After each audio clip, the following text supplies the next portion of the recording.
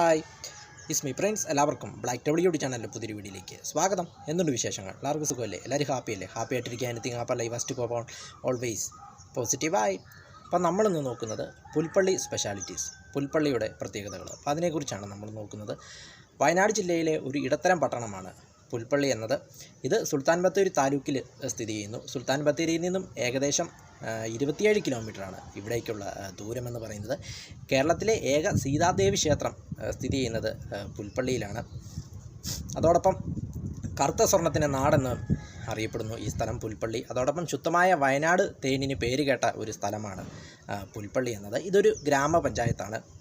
പുൽപ്പള്ളിയുടെ ചരിത്രം നോക്കുമ്പോൾ 18-ാം നൂറ്റാണ്ടിൽ ബ്രിട്ടീഷ് ഈസ്റ്റ് ഇന്ത്യ കമ്പനിക്കെതിരെ യുദ്ധം പ്രഖ്യാപിക്കുകയും യുദ്ധം നടത്തുകയും ചെയ്ത പഴശ്ശിരാജയുടെ മരണസ്ഥലം പുൽപ്പള്ളിയിൽ നിന്നും ഏകദേശം 7 കിലോമീറ്റർ മാറി മാവിലത്തോട്ടിലാണ് അദ്ദേഹത്തിൻ്റെ മരണസ്ഥലം എന്ന് പറയുന്നത്. മാവിലത്തോട് എന്ന സ്ഥലത്താണ്.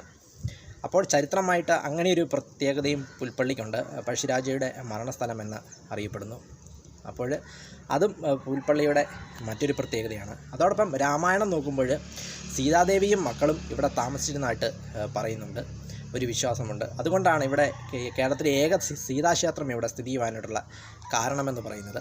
ഇവിടുത്തെ ടോട്ടൽ ഏരിയ എന്ന് പറയുന്നത് 76.77 കിലോമീറ്റർ സ്ക്വയറാണ്. ഇവിടുത്തെ ടോട്ടൽ പോപ്പുലേഷൻ എന്ന് പറയുന്നത് 28,322 വയനാട് ജില്ലാസ്ഥാനമായ കൽപ്പറ്റയിൽ നിന്നും ഏകദേശം 29 കിലോമീറ്ററാണ് പുൽപ്പള്ളിയിലേക്കുള്ള ദൂരമെന്ന് പറയുന്നത്.